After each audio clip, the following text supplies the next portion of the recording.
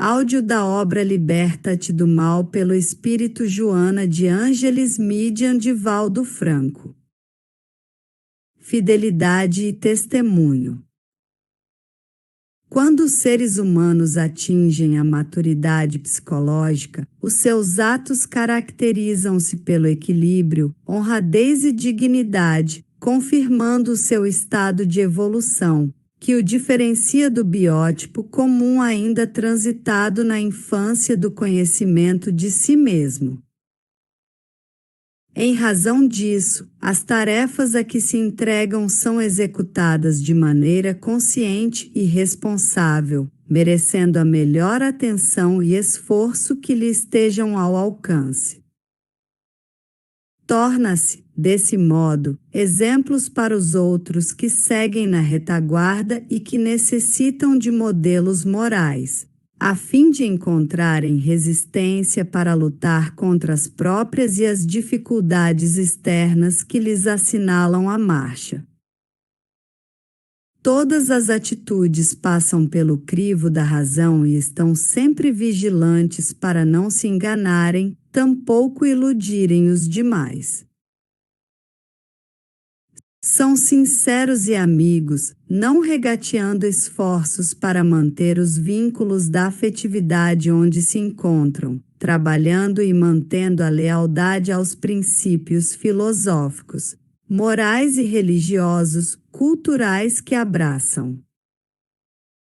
Sabem que uma existência reta impõe muitos sacrifícios, especialmente os de natureza moral e emocional, devendo sempre realizar o que devem e não apenas aquilo que lhes apraz, mantendo-se irretocáveis em todas as injunções.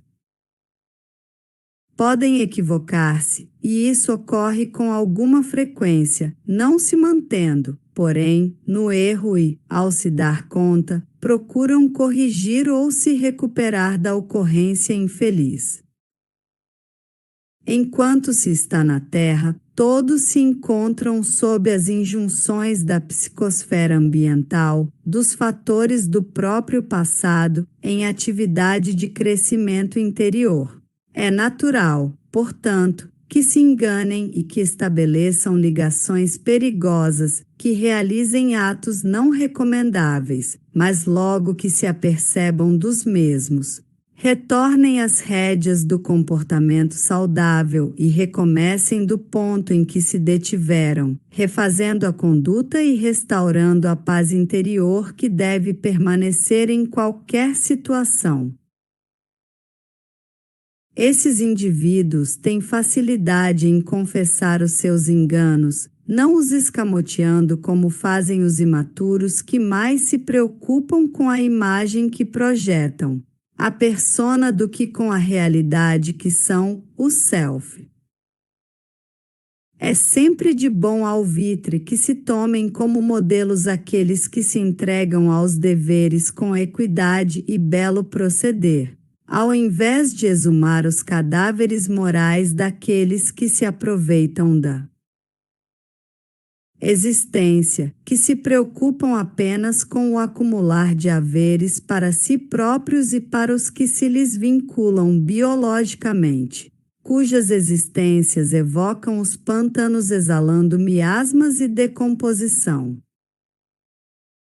Esses não merecem, sequer, a consideração dos comentários, deixando-os nos seus sepulcros que pitam por fora em alvinitente branco e internamente são todo podridão, conforme a imagem forte apresentada por Jesus e dirigida aos sacerdotes hipócritas, sempre preocupados com a aparência, com a forma e jamais com a essência. Para que se possa viver com a coragem estoica de demonstrar nos atos o que se acredita interiormente, não faltam pedrouços e ameaças externas, conspirando contra os objetivos elevados que são definidos pelas mulheres e pelos homens denominados de bem. Quando se encontram essas criaturas a serviço do amor, amontoam-se-lhes pelos caminhos por onde seguem os obstáculos e as perseguições gratuitas dos cômodos e dos insensatos, que gostariam que tudo girasse em torno das suas pequenezes morais e existenciais. Os bons fazem muito mal aos maus, porque os desmascaram, demonstrando, pelos atos, que é possível bem viver-se, ao invés da preocupação de somente viver-se bem, acumulando coisas nenhuma e dando largas aos vícios e às paixões dissolutas. Todo servidor do bem tem conhecido esses tenazes inimigos do progresso, que mal disfarçam as suas intenções. Atrevem-se a enfrentar as pessoas corretas, atirando-lhes na face injúrias e impropérios, a fim de desequilibrá-las, como se possível fora impedir a claridade da luz usando-se uma peneira.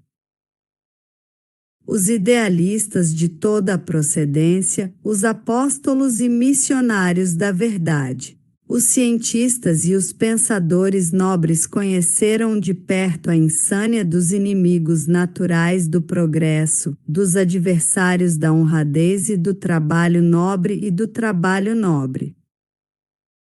Difamados, injuriados e agredidos, gastaram muita energia com a adversidade imposta por esses invejosos e pigmeus que, porém, não conseguiram demovê-los dos propósitos elevados que cultivavam e conseguiram realizar. O Espiritismo hoje oferece as luzes do conhecimento libertador e as bênçãos do consolo a todos aqueles que sofrem, ensejando-lhes a recuperação da paz mediante a identificação das causas das suas aflições, que são sempre justas, porque efeito das ações ignóbeis que ficaram pelas vias de crescimento durante as experiências passadas. Renascendo para se recuperar, o espírita sabe que deve investir todos os esforços saudáveis na autossuperação, no desenvolvimento dos valores espirituais adormecidos, na sublimação das tendências para o erro, nos impositivos defluentes das inclinações más que o acompanham desde priscas eras. Sendo sincero, deseja manter a fidelidade aos postulados espíritas, aquele que se encontra firmado na codificação, vivendo, quanto possível, os ensinamentos exagerados no Evangelho de Jesus em espírito e verdade, de forma que consiga apaziguar-se, harmonizando-se com o pensamento do Mestre incomparável, que lhe serve de modelo em comum. Quando assim procede, de imediato surgem os acusadores que se travestem de 1000 formas de comportamento, gerando complicações e discussões infrutíferas em torno de sua existência e dos seus feitos, enquanto se acomodam os acusadores na presunção de vigias da conduta alheia.